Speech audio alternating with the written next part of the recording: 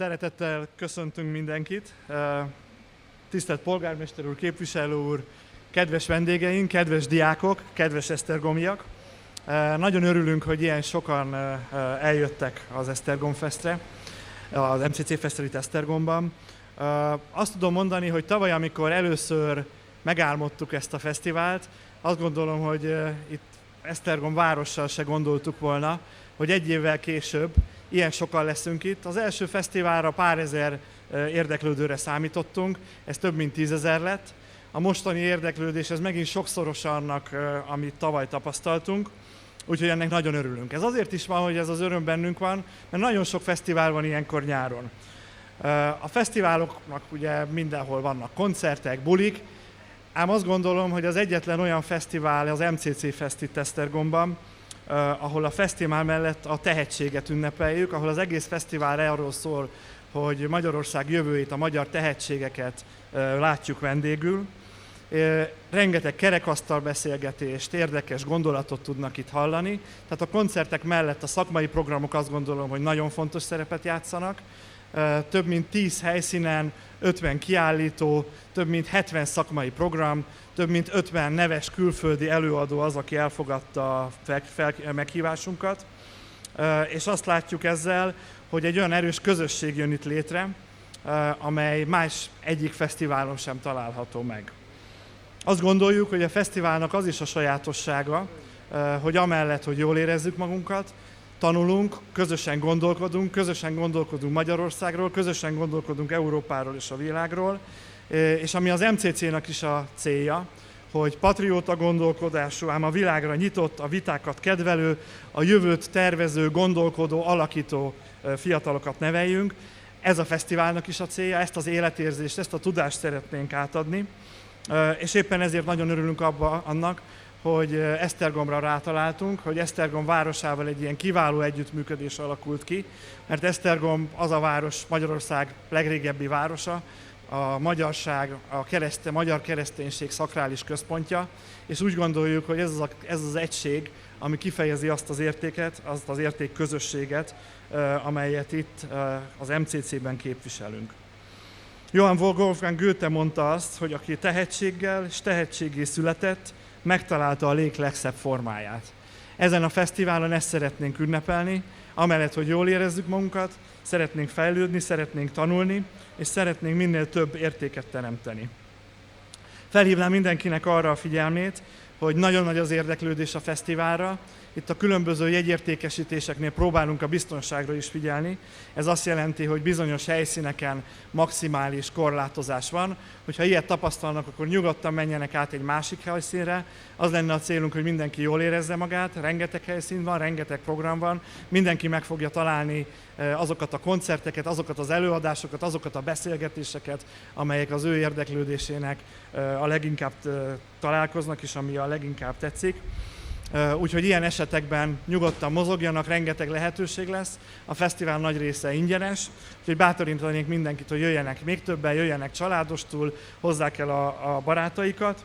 És még egyszer szeretném megköszönni Hernádi Ádám polgármester úrnak és Esztergom megyei jogú városnak az együttműködést, önöknek pedig, a fesztiválozóknak, nektek jó szórakozást, jó beszélgetéseket és jó bulikat kívánok. Köszönöm szépen, hogy meghallgattak.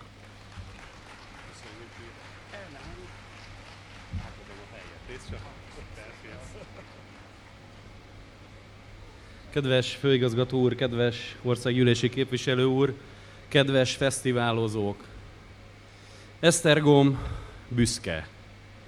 Értékalkotó és teremtő fesztiválról beszélhetünk az MCC Fesztivál kapcsán, és azt gondolom, hogy köszönet illeti a főszervezőket, illetve főigazgató urat, hogy Magyarország legrégebbi városát, Magyarország első városát, Esztergomot választották a második MCC Fesztivál helyszínéül is, és bízom abban, hogy a jövőben Esztergom össze fog forni az MCC Fesztivállal.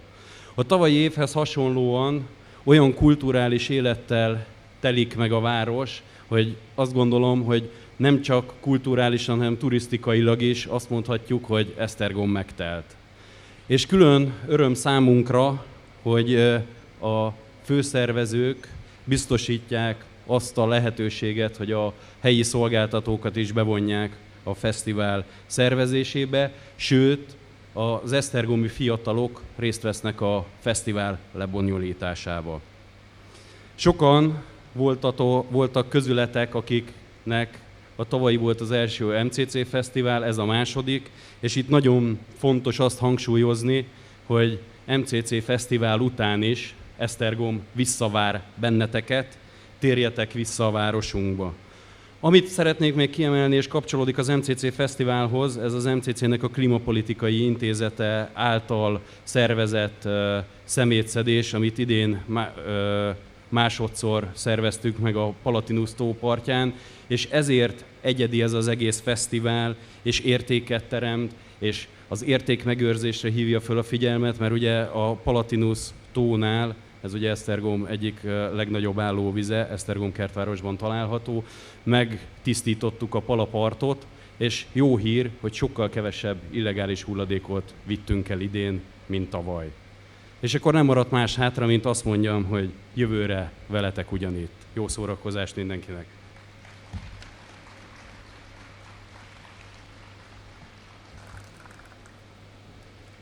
Tisztelt Hölgyeim és Uraim! Tisztelettel köszöntök mindenkit az immár második alkalommal megrendezett közösségi, közéleti, kulturális fesztiválon, az MCC Feszen. A tavalyi rendezvény megalapozta a fesztivál hírét, és elnézve az idei programot, egyértelmű, hogy tartalmas napok elé néz Esztergom, és mondhatom, tartalmas napok elé néz Magyarország. Az MCC ugyanis messze túllépi a klasszikus fesztivál határait. Előadások, beszélgetések, meghívott vendégek révén nem túlzás azt mondani, hogy ma az ország egyik legtartalmasabb rendezvénye. Köszönet ezért a szervezőknek, mindenkinek, aki részt vállalt abban, hogy ez a fesztivál és szabad egyetem létrejöhetett. Köszönet a városban dolgozó, mind diákoknak, alkalmazottaknak, az MCC szervezőbizottságának. Azért pedig külön köszönet jár, hogy az MCC városunkat választotta helyszínül. Esztergom történelme az ország 1000 éves múltjában vállalt szerepe vitán felüli, és alkalmassá teszi a rendezvény házigazdájának. Ha egyszerűbb szeretnék lenni, hazabeszélve, azt is mondhatnám, nem is lehet kérdés, hol találhatott az MCC jobb helyet, mint itt Esztergomban. Ez a város sok mindent átélt már. Volt fül- és szemtanúja az államalapítástól a török dúlásig, Trianontól a kommunizmusig. Volt főváros, és volt megcsonkított határváros. De mindenekelőtt a Magyar Katolikus Egyház központja. Ez a hit, az emberi, az európai értékek voltak azok, amelyek Esztergomot és Magyarországot megtartották, és amelyekre egyedüliként a jövőben is támaszkodunk, erre lehet és kell is támaszkodnunk. Tisztelt Hölgyeim és Uraim! Az MCC Feszt éppen ezért különleges, hiszen a kötetlen szórakozás mellett ezekre az értékekre fókuszál, a mai társadalmi, gazdasági és az előttünk álló kihívásokra. Ezekre keresik a választ mind a hazai, mind a nemzetközi meghívott kulturális és közéleti személyek. Hallgassuk őket figyelemmel, hiszen a következő napokban az itt elhangzottaknak hallgatja majd Magyarország, és meggyőződésem, hogy Európában is nem kevesen. Kérem önöket, hogy ne csak ebben a 3 napban legyenek itt Esztergomban, hanem ha elmennek városunkból, látogassanak vissza barátaikkal, családjukkal, és ismerjék meg jobban Esztergomot, hiszen Magyarország első fővárosáról van szó. Hajrá Esztergom, hajrá Magyarország, hajrá fiatalság, és hajrá MCC! Köszönöm, hogy meghallgattak.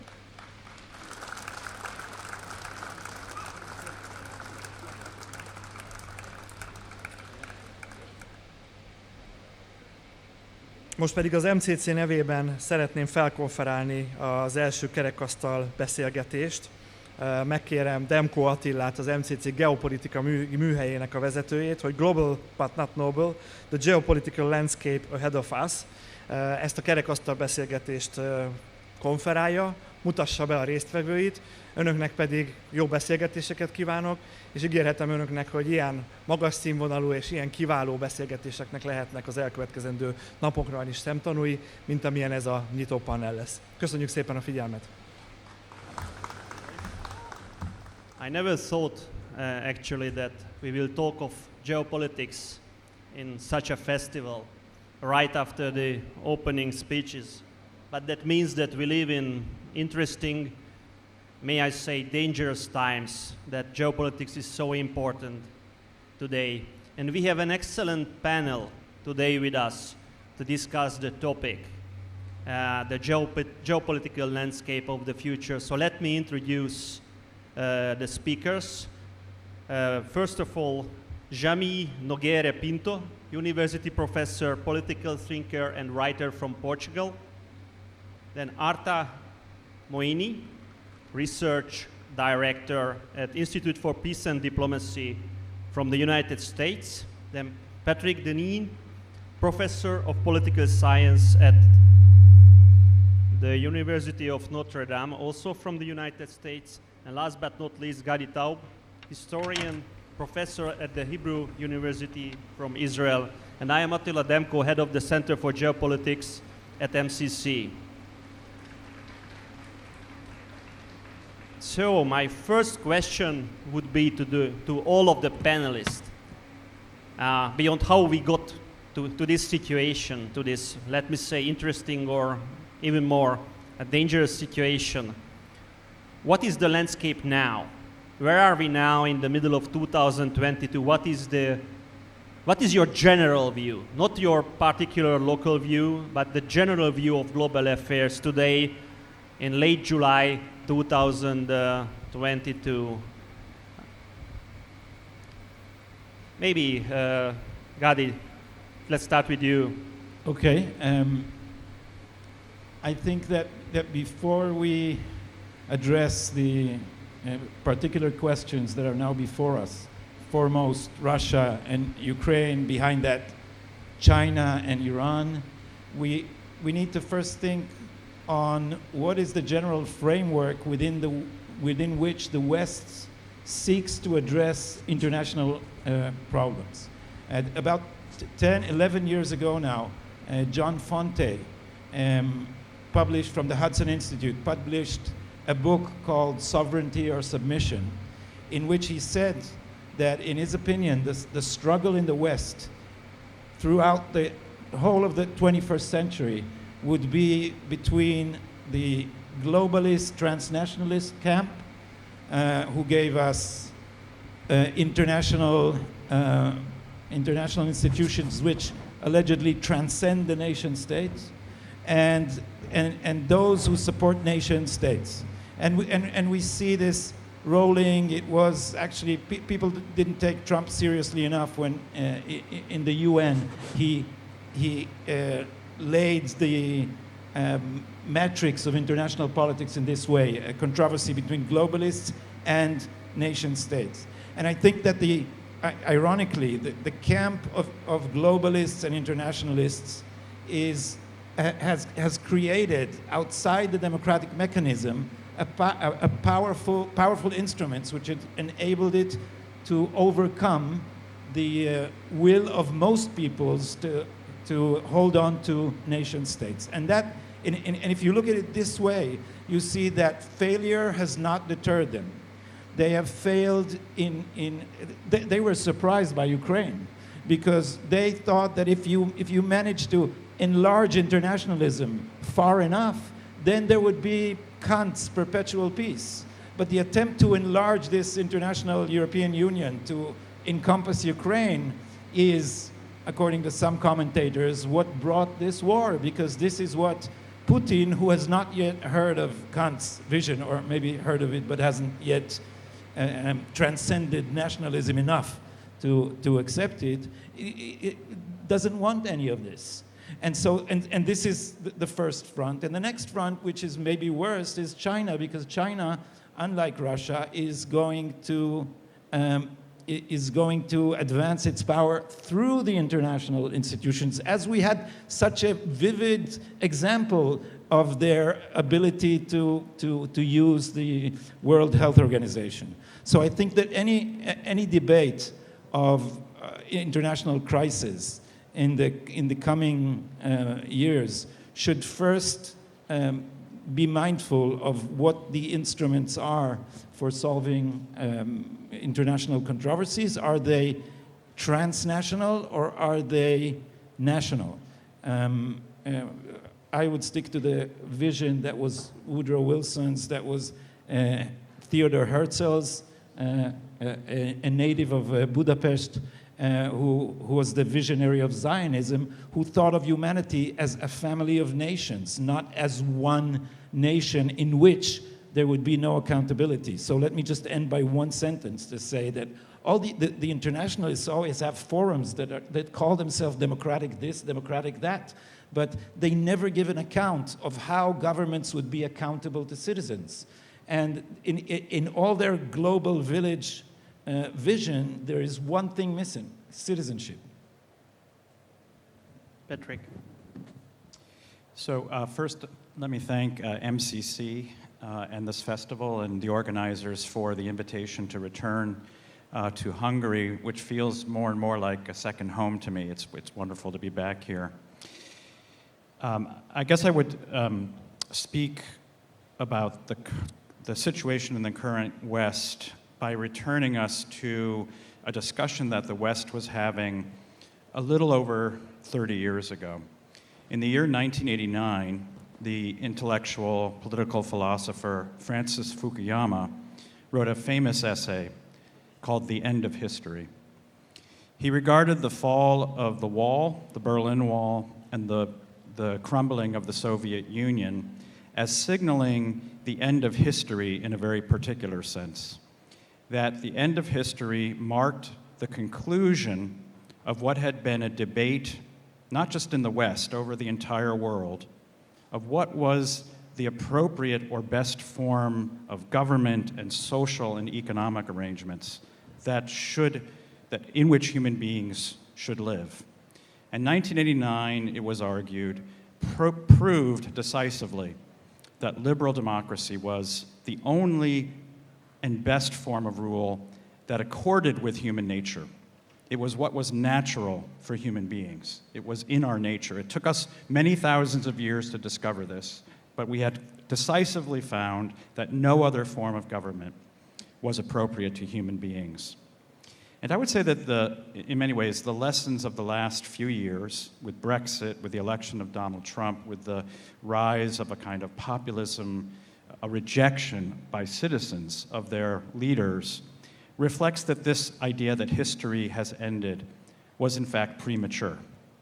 It seems to me that one of the things we're seeing is the restarting of history, and what's happening in Ukraine is certainly one sad example of this, but nevertheless that it reflects that there is still debate over what is the best and appropriate form for human beings to live in. The claim that liberal democracy was the best form and only form of political organization was based on a few underlying premises and assumptions. The first of this was that human beings could be thought of as having, in some senses, no place and no tradition and no particularity that defined who they were. That human beings should be understood as without history, without place, without a past, and that the social and political organization should reflect that. It should reflect it in our education, it should reflect it in our economic organization, it should reflect it in popular culture. And I think one of the ways in which history has restarted is that ordinary people are rejecting this view. They're rejecting the view that we should embrace the idea of a contextless, a historyless human beings.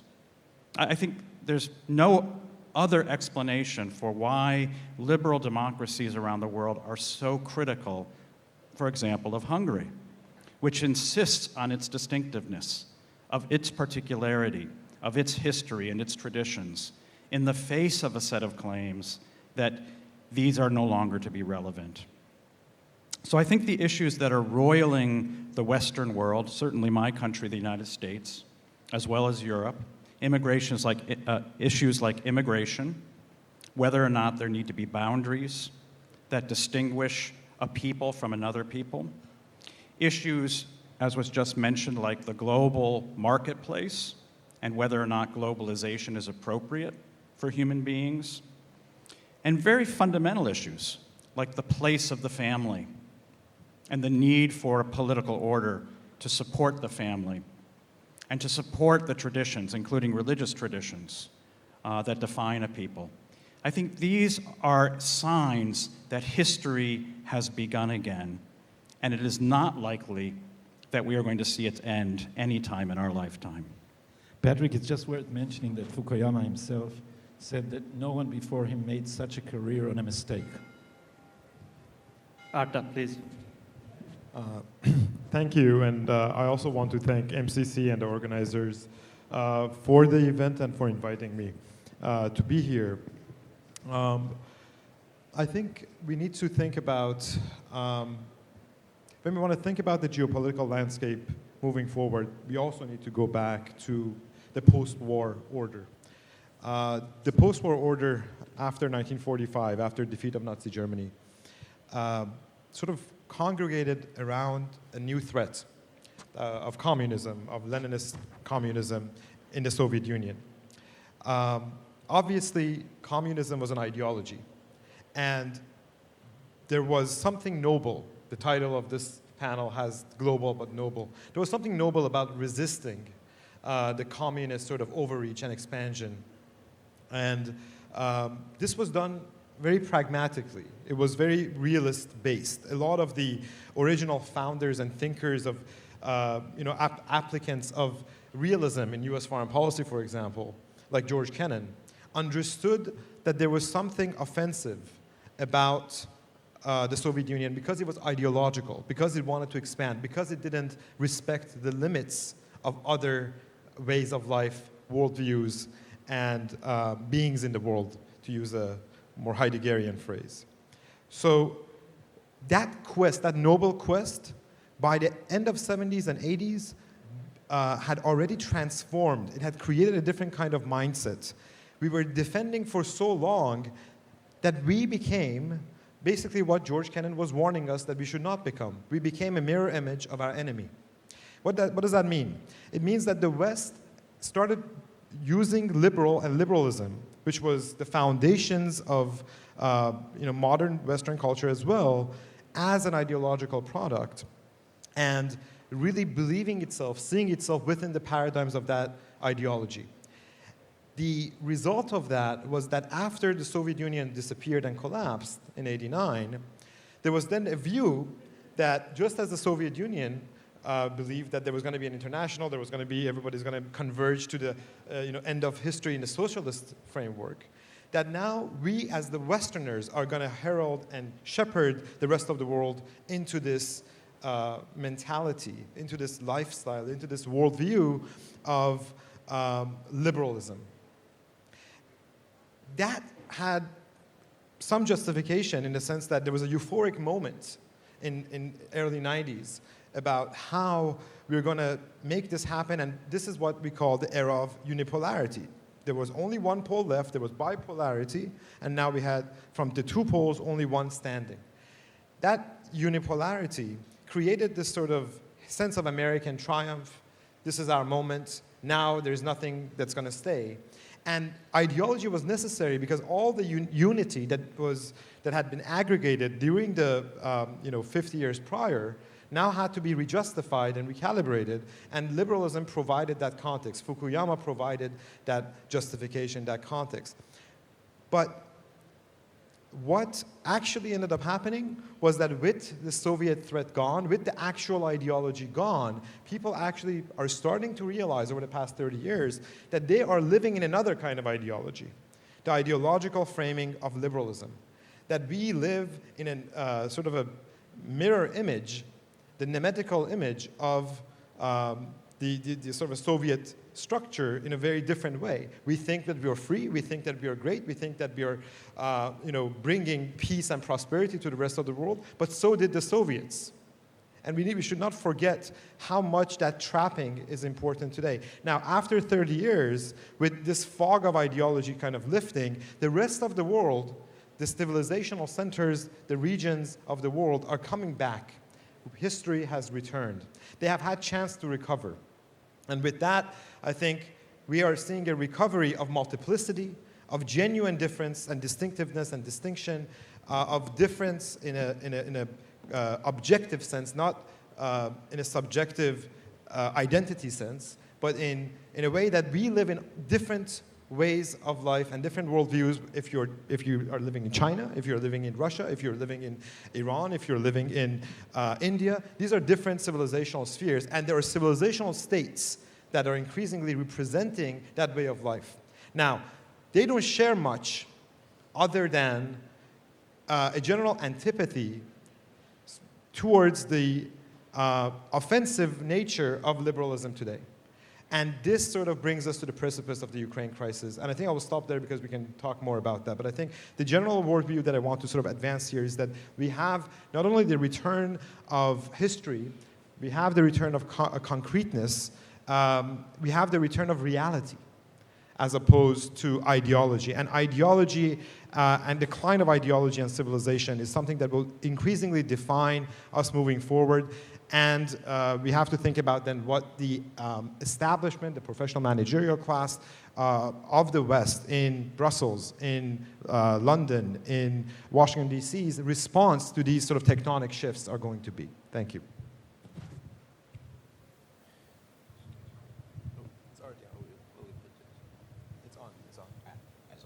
Okay, good afternoon, and thank you to MCC for inviting me for this geopolitical discussion. I think, first of all, that all new orders were resulted from general conflicts. We had the order of Westphalia after the 30 Years' War. We had the national and liberal order of the 19th century in Europe after the Napoleonic Wars. After the Great War and the First World War and Second World War were a kind of connection, and we have the bipolar order after the Cold War, after the Second World War. And after the collapse of the Soviet Union, we have this, I think we call it the international liberal war.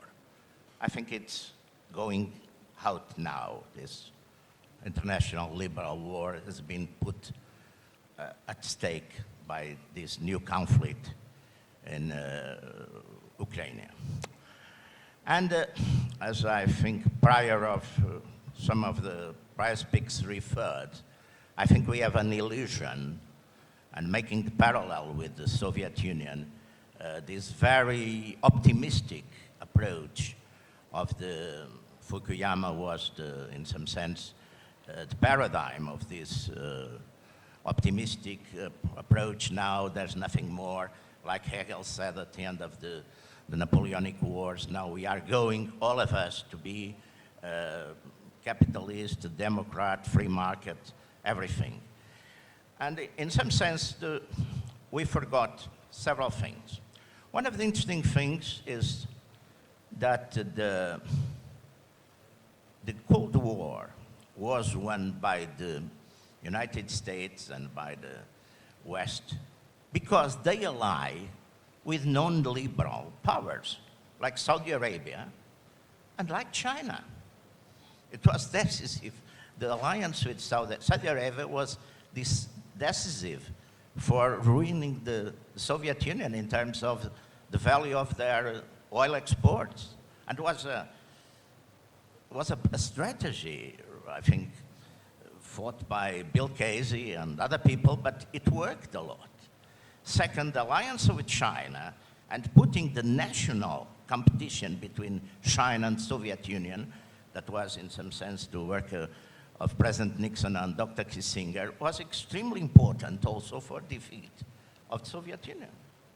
So there was no, and it's one point I think at this moment is worrying us, is that the idea of making the conflict now as a crusade of democracies against autocracies is very dangerous and is failing, because you saw, and I think is the important point to read it, is the vote in the United Nations, the list of the people who abstain. And you have together India and China that are, well, terrible enemies, and they align in some sense, and we are staying reduced to the West against the rest, and the West with some limitations, because what I see happening in Europe now is people are starting being critical about saying what I'm going to pay more for my energy or for my food. Okay, very nice, I respect, of course, there's a moral thing. Of course, I think the Russians were obsessed with their security, but in some sense we have to, even if the Russians invaded more people than they had been invaded, but each time they were invaded, they were very bad treated by a lot of people, by the Mughals, by the Polish, by the Swedish, by the French, by the Germans. So they have, it's an obsession, but you have to respect. If they have a beer in your quarters, you have to respect him and be careful. And George Kennan, exactly, in '98, George Kennan, in an interview in New York Times to Friedman, he was very alarmed with this idea of moving east NATO. Henry Kissinger, the same. So I think we have to combine ideology and realpolitik. Otherwise, it will be the crisis, and it's going to, because just to finish, looking at what is happening now in the war in Ukraine, what remembers me is the Great War. There's no trenches, but the Great War, people died during 4 years. Millions of people die in these battles, and the front only moved 80 kilometers. And now looking at the maps is what we say, it's not trenches, but we say the tanks go to villages, they take village, they retake villages, but practically it's the same thing, lots of people are dying. And we see, above all, and I think this is the danger, we see a Manichaean approach of goods and bads, bad guys, good guys, and nothing of a common place where we can find some kind of peace. So it's worrying. Thank you. Thank you. I think all of you had the idea that history has returned. So actually we saw the end of history in the last few years, not only because of the war in Ukraine, but also before we had seen the rise of ISIL, we had seen the lost wars in Afghanistan and Iraq, and the failure of, let's say, Western ideological approach in these countries, with bringing democracy to places where democracy was something extremely new and not, in a way, not welcomed.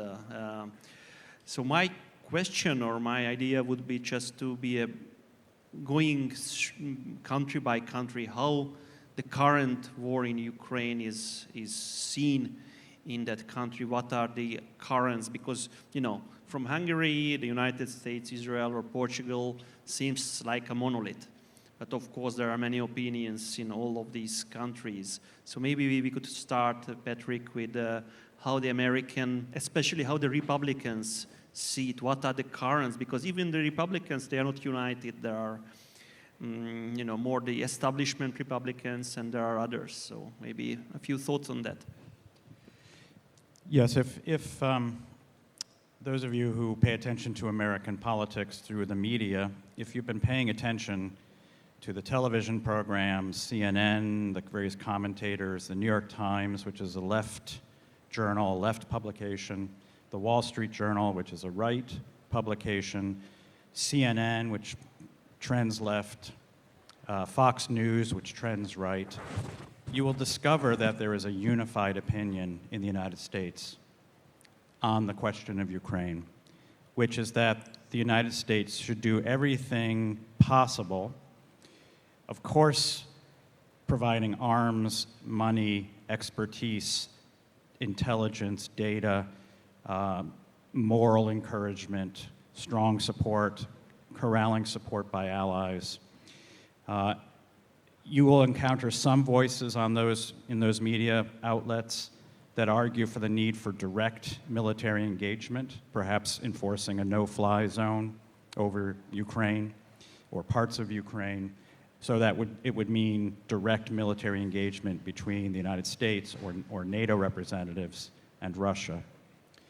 If you get your information and your news from these outlets, you have a very incorrect and inaccurate view of where, broadly speaking, the American public, and more narrowly speaking, where the conservative or Republican public is on the question of Ukraine. There is, as in many cases in the Western world today, there is a deep divide between what we could call elite opinion, those who make elite opinion in places like Washington, D.C., and the views of those who don't get representation in these media outlets. The view of most, I would say, ordinary, regular American people is they do not want to have any direct military conflict with the Soviet Union, and they are skeptical about high amounts of expenditures, high degrees of expenditures to continue to support Ukraine. And you begin to see a bit of this in some of the political figures. One of the senators, Rand Paul, was very critical of the last round of expenditures for weaponry in Ukraine. So that there's a very significant divide. And again, for those of you who pay attention to this question in the United States, this divide will play out in the upcoming, both the elections in the fall, where we will be voting for a new Congress, a new House of Representatives, and a number of new senators. And the question will be sort of what is the message that is being sent by the American public in that election? There are a number of candidates who are running who are very skeptical toward the current U.S. policy in the Ukraine. And if they are elected, that will be a sign or a signal to the current sort of leadership and elites in the United States.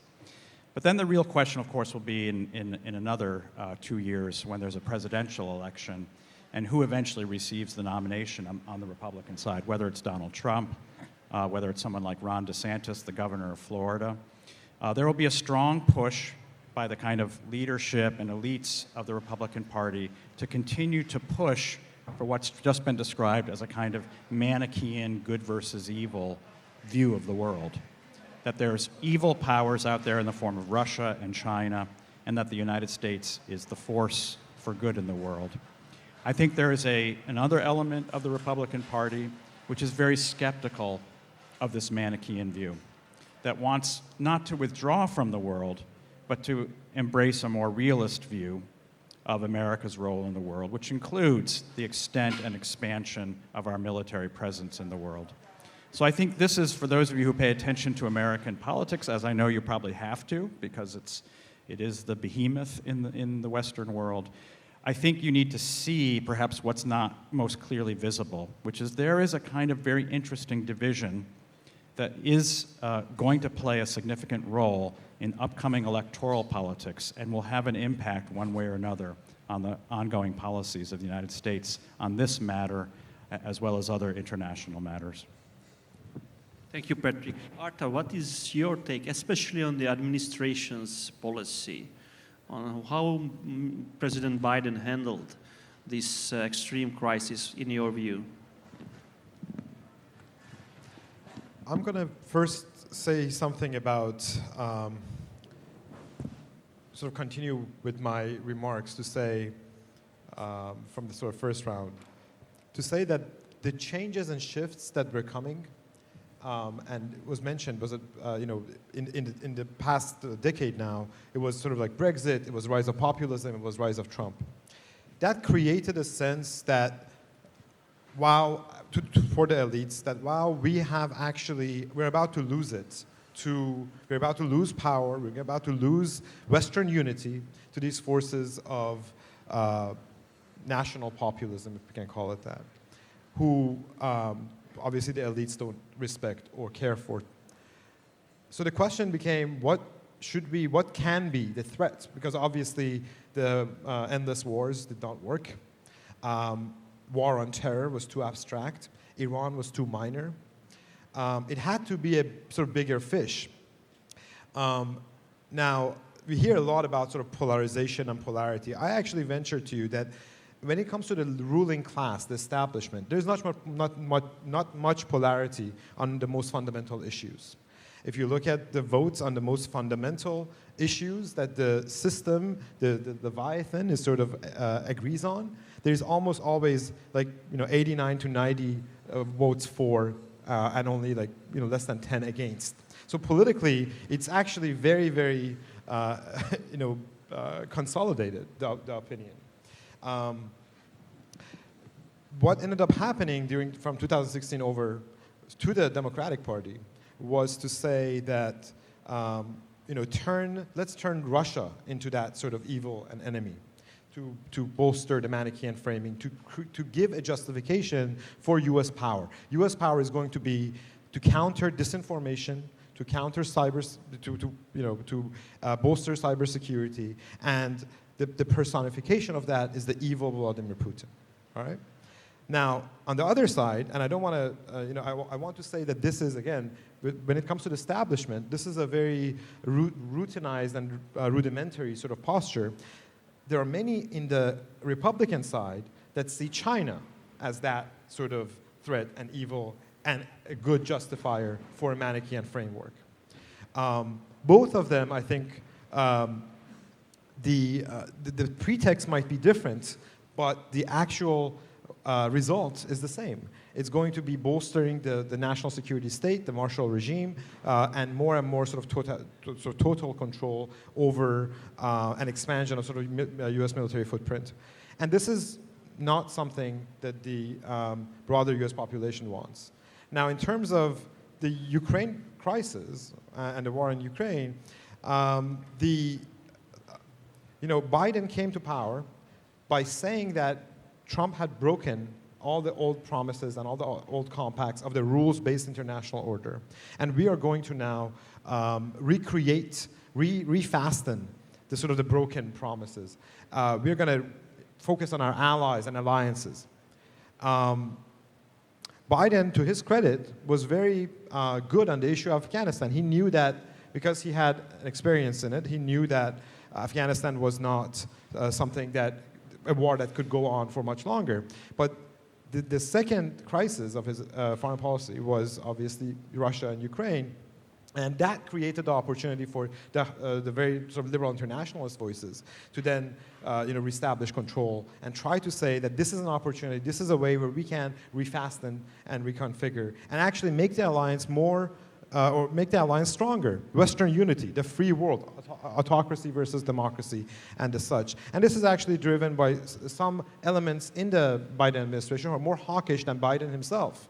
Biden says a lot of the symbolic sort of gestures of autocracy, democracy, all of that. But there are elements like Victoria Nuland, like Antony Blinken. They are much more hardline when it comes to sort of Russia, when it comes to that sort of U.S. expansion and defense of U.S. primacy, as we can call it. So I think what we're likely to see, to project sort of a few years further, is more and more the Democrat Party is going to become the party that will be associated with the elites and with the liberal internationalists, with the ruling class, with the establishment. And that's going to have consequences because more and more it's going to force the other party, at least the base of the other party, to reject those premises. And maybe there is a chance to have a more realistic foreign policy from the right, but we don't know because there are many people on the right that still they want the same U.S. globalist posture, and I think, and it's under different pretexts than the Democrats. And so I think there is an opportunity for change in the U.S. in the near future because the people, and also generationally there is a division, where people who came of age when the U.S. had invaded Iraq and they saw the endless wars are completely against that sort of global U.S. footprint compared to the older generations, the boomer generations, the Fukuyama sort of embodied generation that believes that, no, this is our right, as our God-given right to go to different places and have that kind of democracy promotion and others. So whether it's in the name of rights, whether it's in the name of human rights, whether it's in the name of social justice, whether it's in the name of sovereignty, all these are effectively pretext for an activist foreign policy for a ruling class that's empowered by it. Thank you. Thank you. If there is a country in the European Union which is far from the current war in Ukraine, we are now only 350 kilometers from the town which was attacked in Ukraine, the closest town. The farthest country is definitely Portugal, with Ireland maybe. And of course you are looking to the south or to Africa and to the Atlantic Ocean more than to the east. So what is the Portuguese view on the war? Well, let me first of all say that I consider Portugal today the country more on the left in Europe.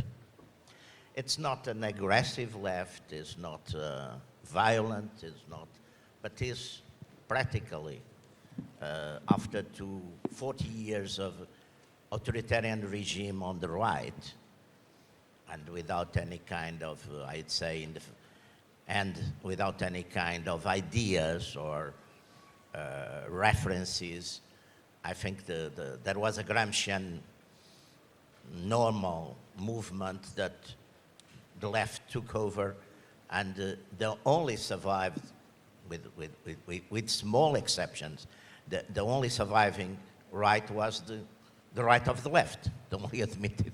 So this is a point. On the other side, of course, looking at all these conflicts, our main preoccupation, I think, the average people, is not going to have a third world war with this. So people look nicely to Ukraine. Of course, people are aware that, for example, the causes of war that are invoked by both sides invoke nice ideological causes. Mr. Putin had the idea of going to annihilate the last Nazis in Ukraine. Mr. Zelensky is fighting for democracy. At the end of the day, they both are fighting for the same thing, for nation and for security of the nation. Mr. Putin thought that Russia was in danger, and I think, and excuse me, the moment President Biden said, we never will go in war with Russia, I think Putin interpreted it, okay, please, do it. Because an autocrat always interprets things in the best way, and normally their entourage do not dare to contradict him. So he thought, I can go. Because it was, I think with President Trump, will never happen that. Because he will not say nothing, and they will be afraid that he'll overreact. Not react, overreact. So that will be a dissuasion. But after that, I think that, of course, we see nationalism, nation, patient, nation, all that sort of things. But the most preoccupation of people now is this going to escalate? Is this going to get out of the road and escalate in a kind of, because that, if you ask, do you want to have a nuclear war to defend Ukraine? Nobody will answer yes. Nobody. I think maybe Ukrainians, of course, maybe, or Mr. Zelensky, but people outside, I don't believe that there will be a lot to risk it. So, looking at the rest of the world, what we see is, for example, Central and South America is going to the left, even to the radical left. I was not so surprised by the Colombian election, but it was one of the last. And I think Brazil maybe will be Lula gaining the election in Brazil. So that will be Mexico, Colombia, Argentina, Chile.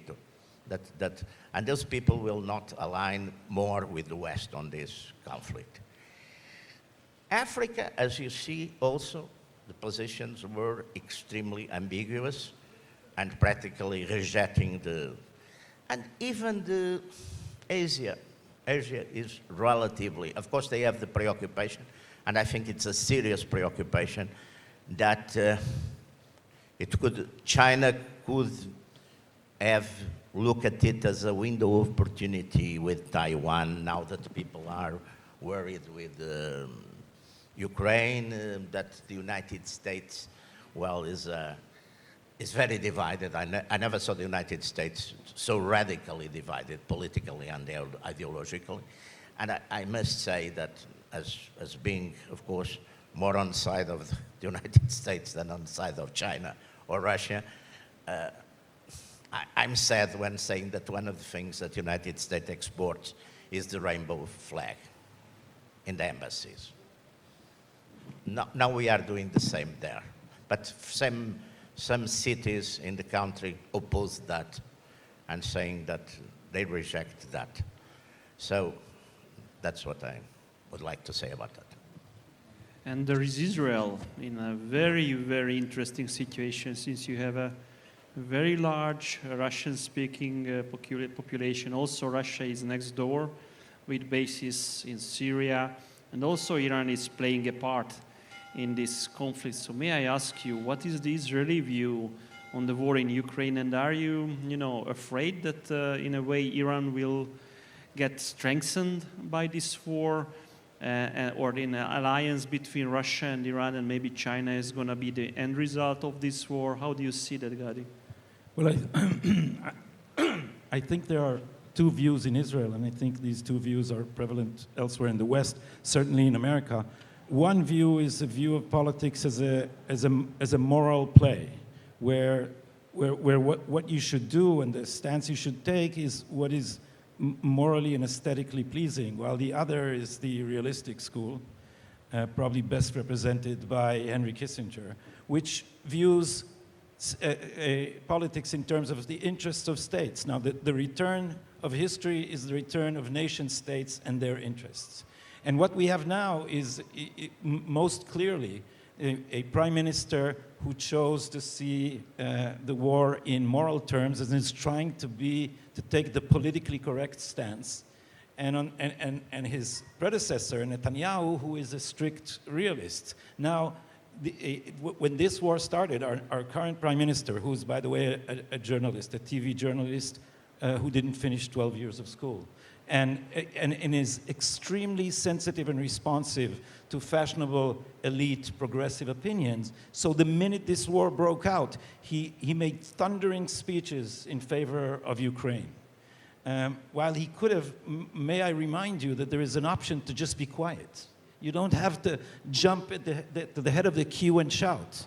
And what this did is that once he got to power, which was very recently, he's about a month, Putin said that this is a very serious problem, that he is our prime minister. I don't remember Putin ever remarking on who he wants elected in Israel, but clearly he was taken aback. He moved to close the offices of the Jewish agency, something we haven't seen, I don't know, since the collapse of the Soviet Union, and is now making noises that he is not pleased with Israeli air operation over Syria, which are never publicly admitted, but everyone, we say in Israel, according to the foreign press, these flights are conducted.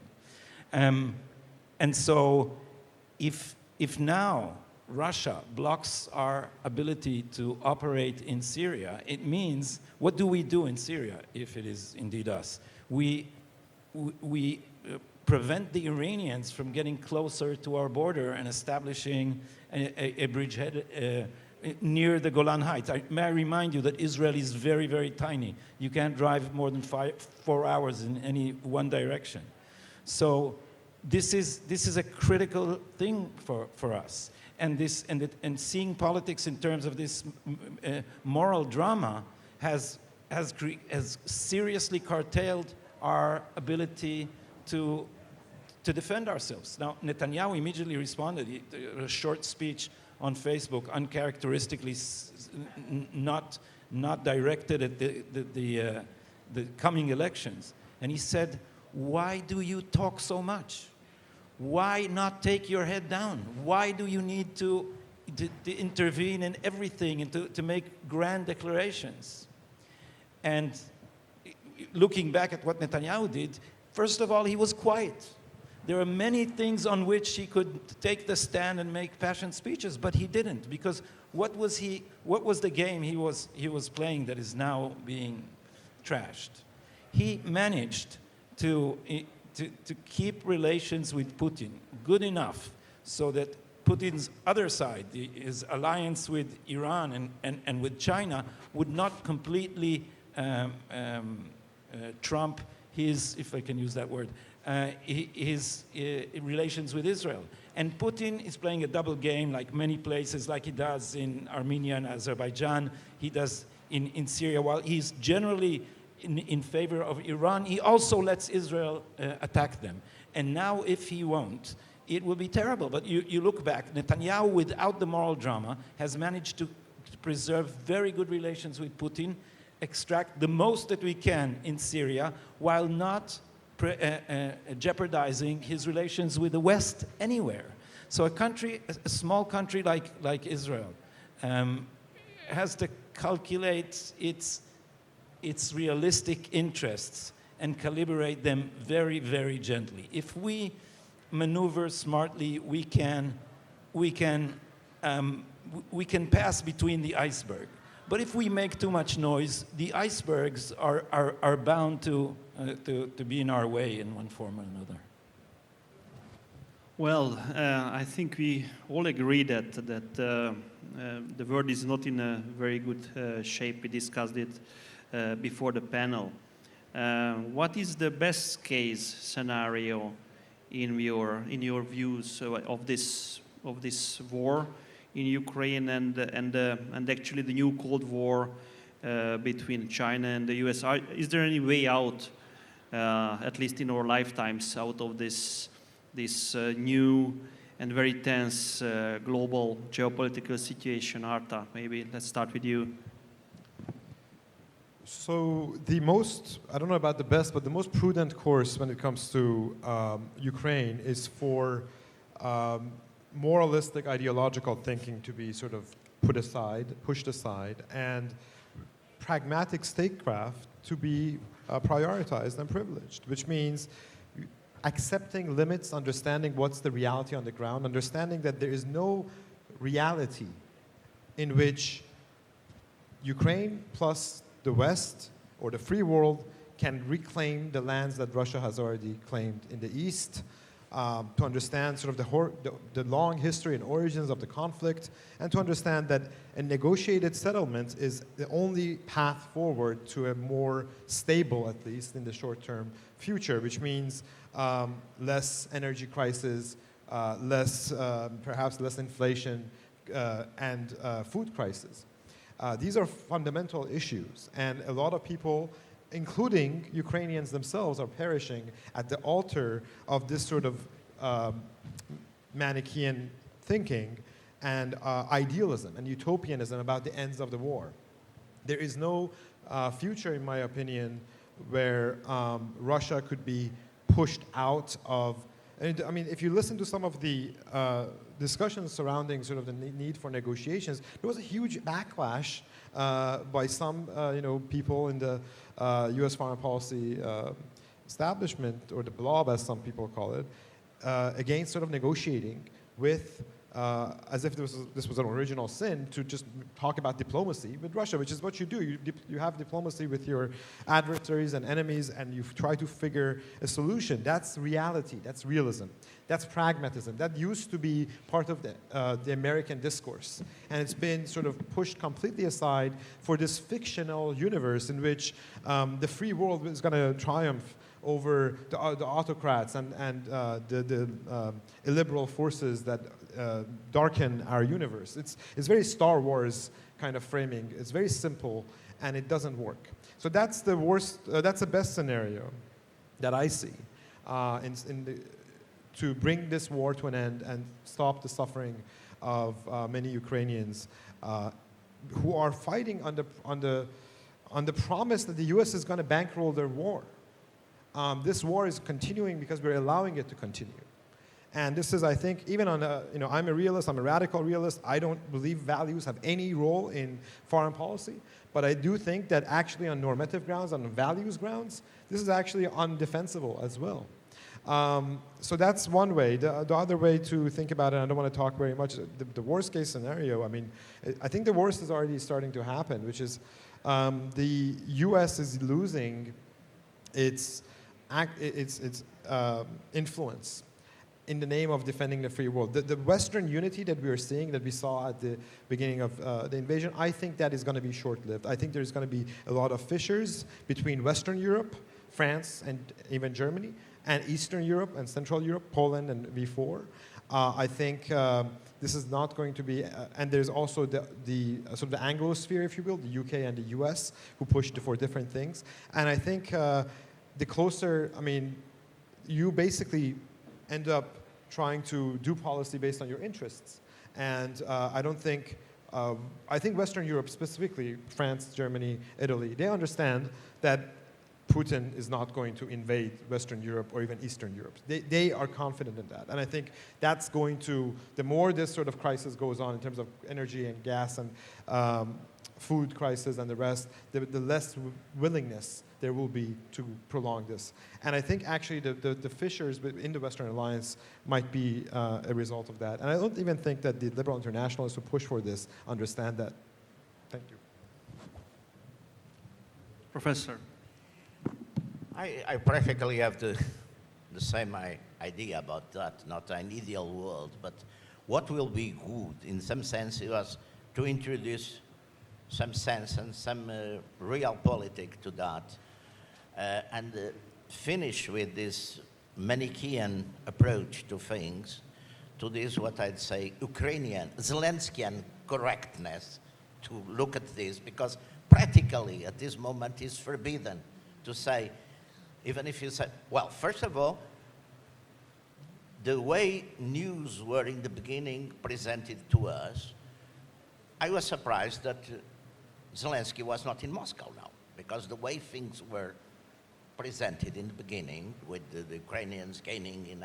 So this is, I think this ideological approach, this propaganda approach, that in some sense was to intimidate people that, of course, morally, we can't accept, because we are moral beings, so we can't accept and say, no, there's no problem, Putin was right. No, of course, we can't do that, because there are millions of people suffering, there are thousands of people dying, and it is an imbalancement, and this is all the risks, and so Putin, of course, has to be, in some sense, morally condemned. That is one thing. But we want not to, that is up to God. No, it's not up to us. Secondly, if we want to solve the problem, we have to see why has he done this? Because I don't believe, and I fully agree with you, that Putin wanted to restore the Soviet Empire or something like that. Even in a czarist view, because a long time ago, a friend of mine visited Putin 20 years ago. He said, yes, the painting of Nicholas I, that was not a very good friend of Hungary, I guess. But anyway, was the Tsar reactionary,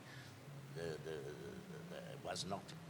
But Putin, I think, wants to keep Russia as a power in Eurasia. But finish that. And I think after the end of the Cold War, Ukraine must have happened to Ukraine the same thing that happened to Finland during the Cold War. Neutralized. And if they have been neutralized, that will have been better for everybody, starting by the Ukrainians. Because it was this kind of countries that are, and Finland was in the north, and the Ukraine is. So that was a realistic approach to that. I think maybe it's one of the few places where I can say that. If I said that in my country, I'd say killed, but I will be. No, it's terrible, because we practically cannot discuss these things, but in 2 or 3 months, I think reality will come. And I made a distinction between the countries in the West, like Italy, France, even Germany, where the attitude towards Russia is more, I'd say, is not so. People who are close to Russia, of course, has a different approach to Russia than the ones who are like us are far, far away. And also we have not this dependence on the gas because our gas comes from Algeria, from north of Africa, so we have not this problem. But the question, I think, is that the public opinion in Europe could change and could force the governments, and that could lead to a split in the European Union, to a serious split in the European Union. Because I see the European Union so engaged in ideological causes. I saw the other day this vote of this resolution of the European Parliament condemning the Royce versus Wade, as the United States was still a colony of Europe. It's nuts. People are acting in a mad way and trying to prove that they are correct, politically correct. It's obsession. And that is very dangerous because we don't know what could be an escalation. Thank you. Patrick, how you see the best case scenario for this conflict? So, I think the best case scenario is an end to this war. I think it's highly implausible that the end of the war will be won on the battlefield. The end of the war will be through negotiation. And so the sooner that this occurs, the fewer people will die. I'm afraid right now the stance of many leaders in the United States is they are willing to fight this war until the last Ukrainian, which is an immoral position for our leaders to hold. Beyond that, the best case scenario, in my view, would be the end of ideology in our world politics. If we think about the 20th century now into the 21st century, we experienced a kind of century of ideologies governing our politics. First fascism, and then communism, and now liberalism. Each of them had a view of reality into which human beings, human society, and every aspect of the political and social order must be fit, regardless of how many people are damaged or killed in that process. And as we now can see, it seems to me clearly, liberalism is just as clearly an ideology as were the other ideologies. It's a politics based on a certain preconception of how society should be ordered that ignores the complexity of our reality. So the best case scenario to me would be, in some senses, the final overturning of the last ideology of the 20th century, and a replacement of the current ruling class across the West with a ruling class that is defined by a certain kind of humility and an awareness of human limits. A humility that's born of a deep learning and understanding of history, of culture, of language, things that used to be prized among the educated class that people no longer learn in the schools I've taught, including Georgetown. A deep education in the reality of the world that will inform the decisions of the people who hold in their hands whether or not many of us and our children will live or die. Because the worst case scenario is in the form of a nuclear bomb, which will be launched either in a direct war between the United States and Russia or in a direct war between the United States and China. And that's what I fear is likely in our future if the current ruling class continues in its path. So, from Israel. I can say one sentence about that. First of all, I hope that Zelensky's bravado will end before Ukraine does.